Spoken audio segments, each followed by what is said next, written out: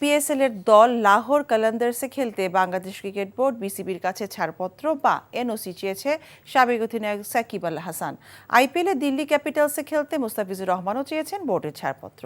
ভারত পাকিস্তান সংঘাতের জেরে ক্রিকেটের বড় দুই ফ্র্যাঞ্চাইজি আসর আইপিএল আর পিএসএল স্থগিত হয়ে গিয়েছিল।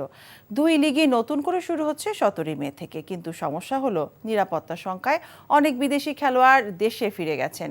ফলে দুই টুর্নামেন্টেই দলগুলোর স্কোয়াড এলোমেলো হয়ে গেছে। সেই ঘাটতি পোষাতে অন্য খেলোয়াড়দের দিকে হাত বাড়াচ্ছে ফ্র্যাঞ্চাইজিগুলো। এরই মধ্যে আইপিএলে দিল্লি ক্যাপিটালসে খেলার আনুষ্ঠানিক প্রস্তাব পেয়েছেন বাংলাদেশের পেসার মুস্তাফিজ। পিএসএল এর দল লাহোর কালান্দার্স চেয়েছে সাবেক অধিনায়ক সাকিবকে, তবে তাদের ছাড়া হবে কিনা সেই সিদ্ধান্ত এখনো আসেনি।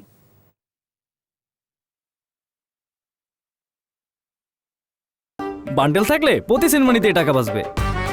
বিকাশ সেনমানি বান্ডিল কিনে জিতুন প্রতি লেনদেনে।